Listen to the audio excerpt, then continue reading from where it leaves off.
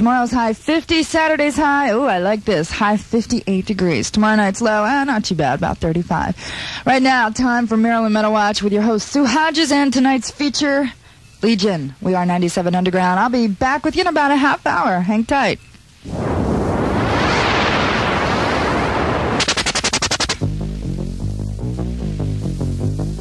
97 Underground takes a stand for local talent in Baltimore in hopes of giving these talented musicians the exposure they need to be recognized.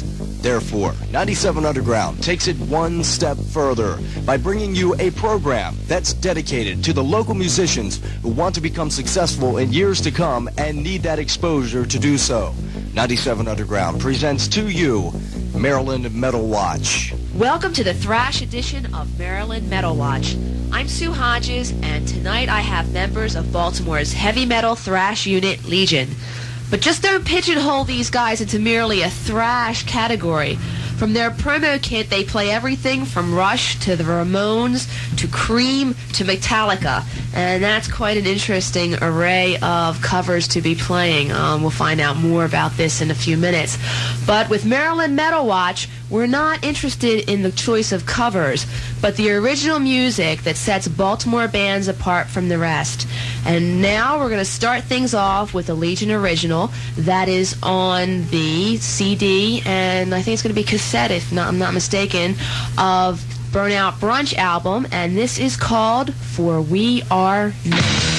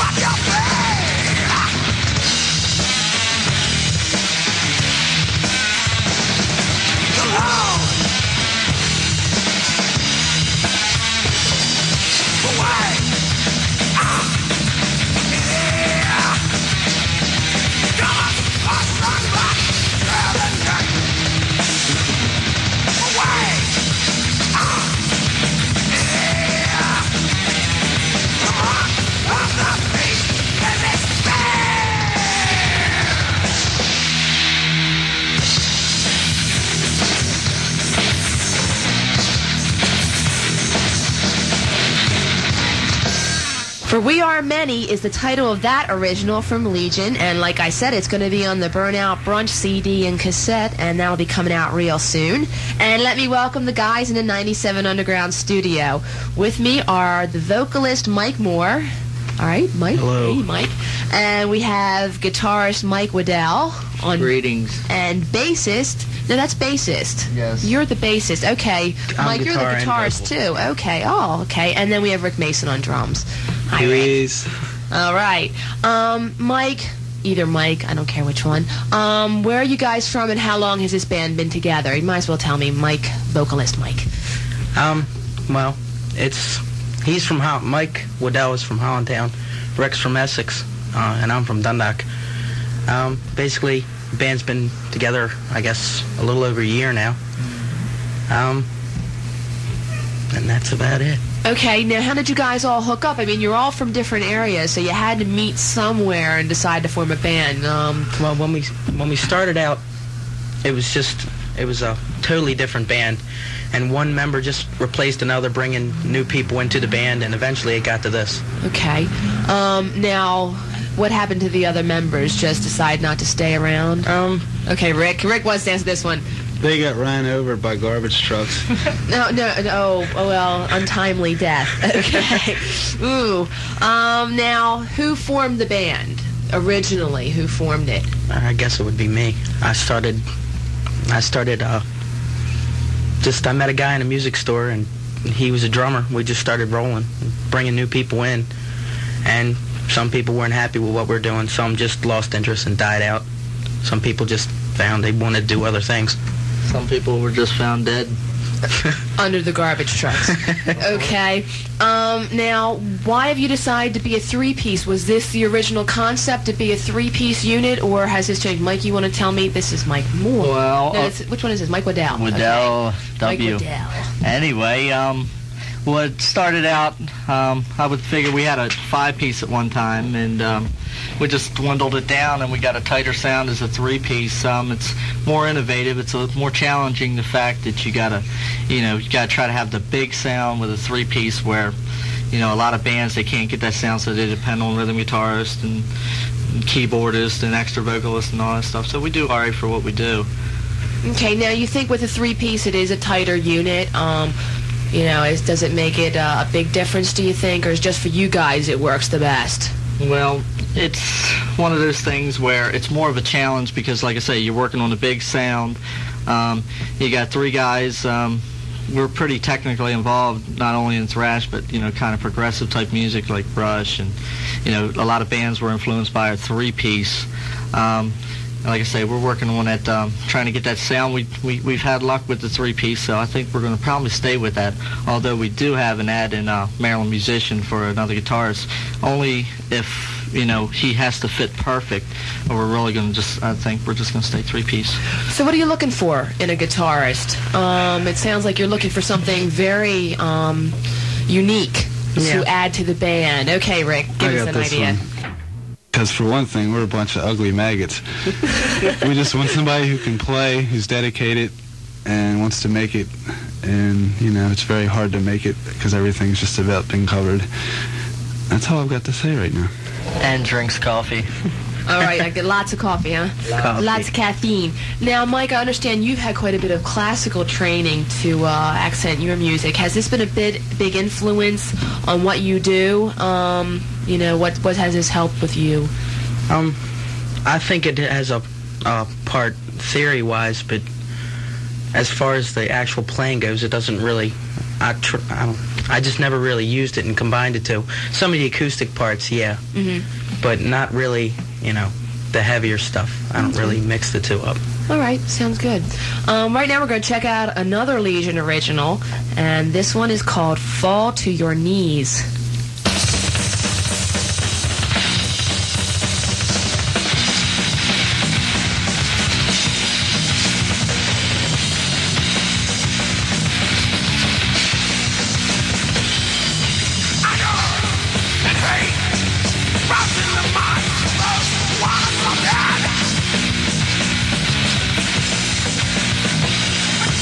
Right,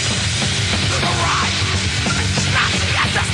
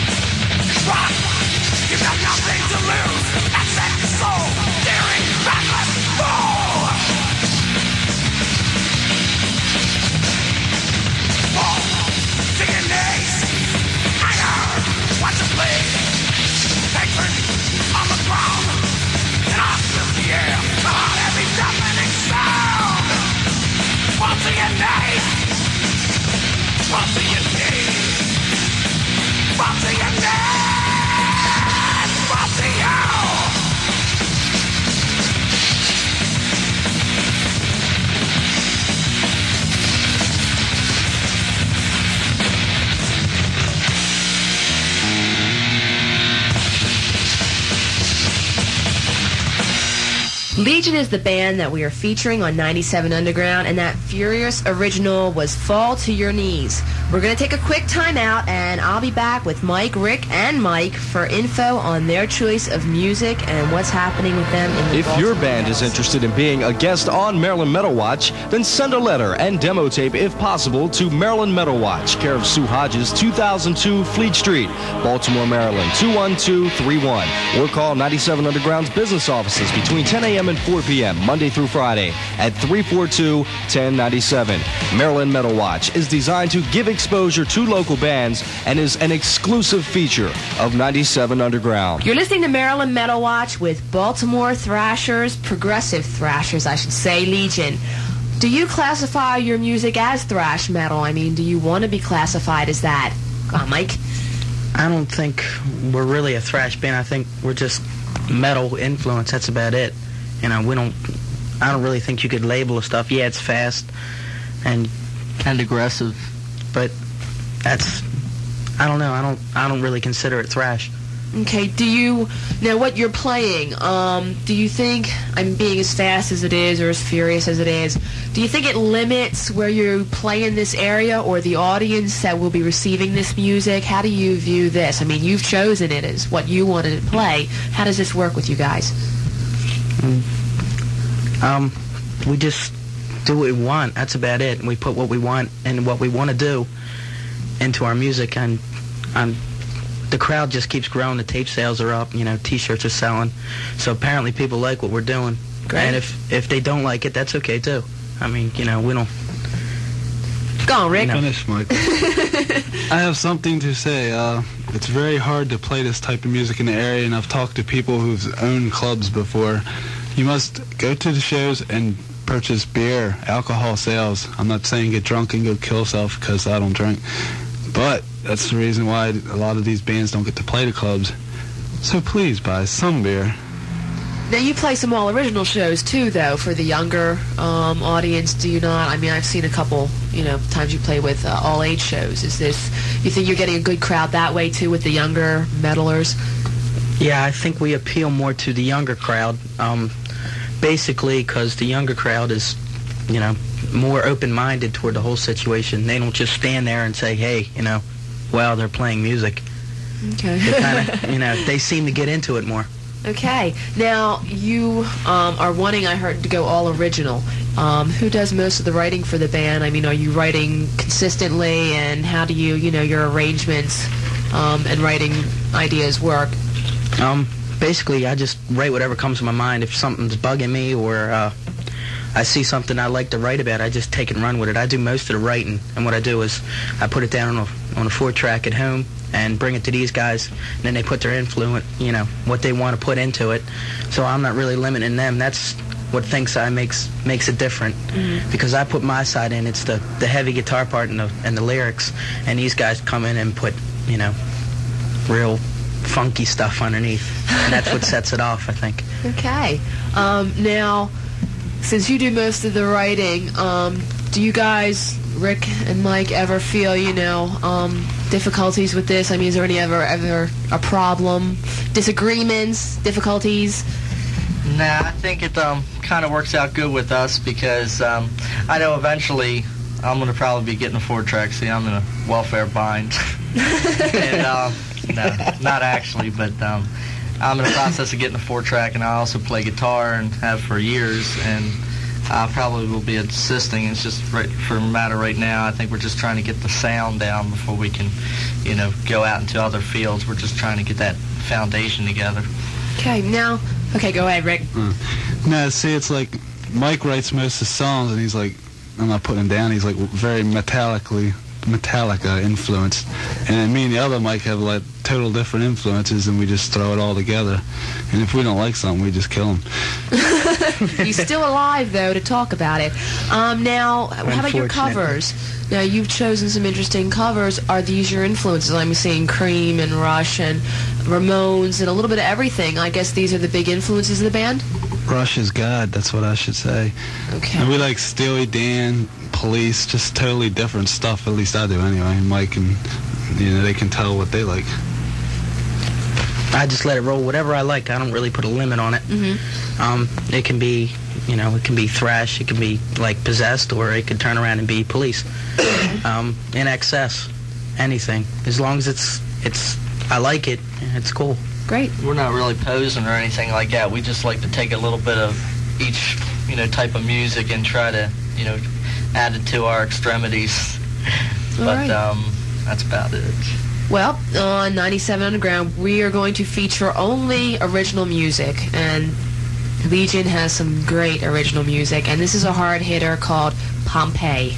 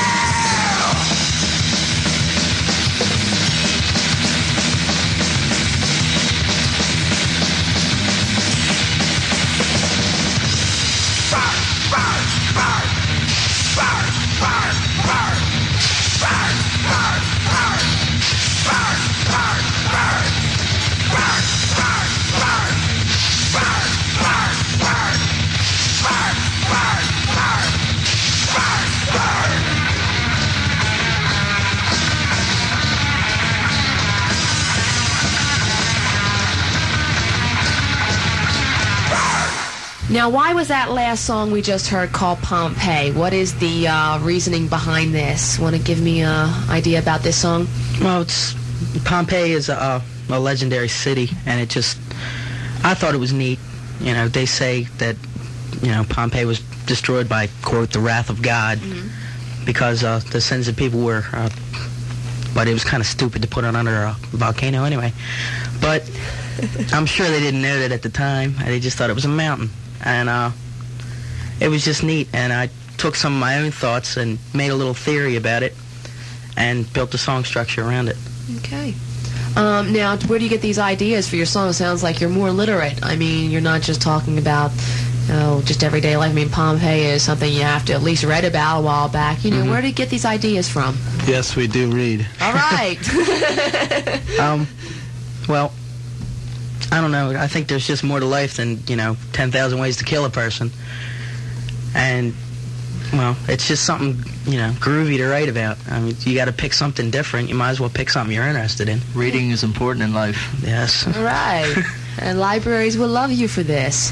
Now, the type of music you play, which is the harder metal, faster metal, do you find it's, getting the attention it deserves in Baltimore?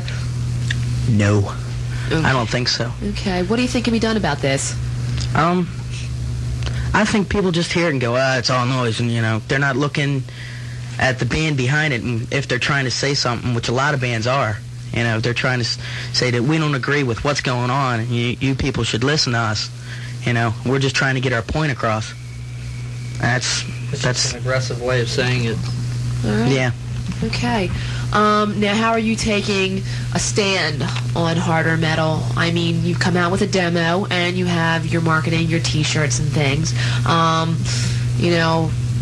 With 97 Underground, you've gotten on the compilation album. How did that all come about?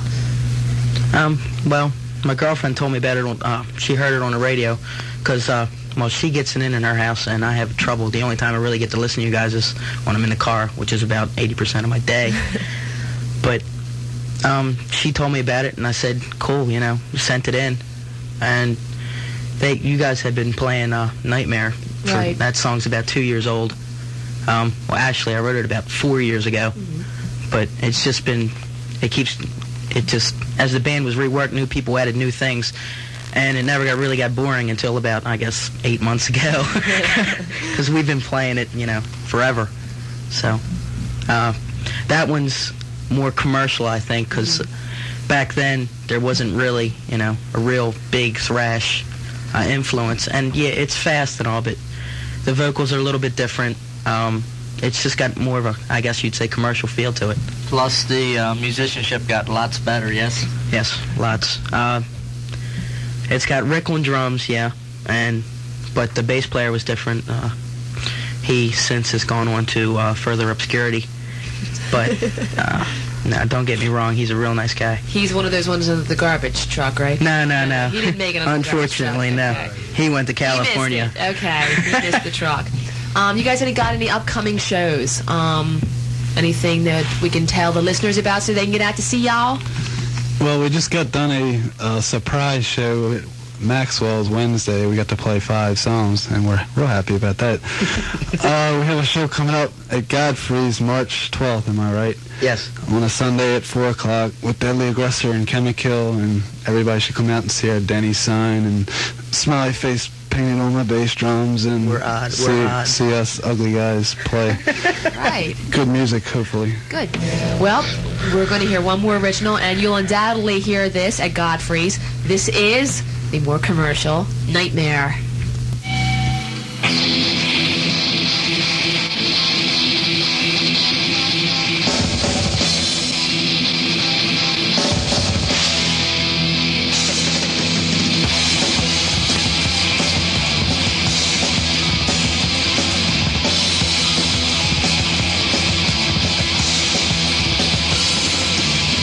Go to bed and rock to sleep. Now the darkness knows the key.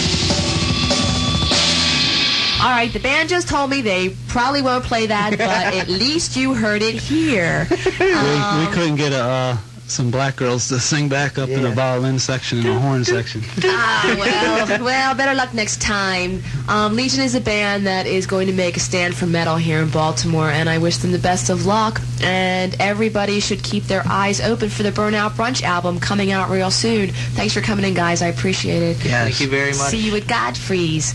So next week, 97 Underground's going to set Baltimore on fire with Virginia Thrasher's Skeleton. I first met these guys at the now-closed Rockers in Essex, and there is nothing quite like these guys. They also have a cut on the Burnout Brunch album, and expect the different and unique with them on Maryland Metal Watch next week. And remember, keep supporting your local metal.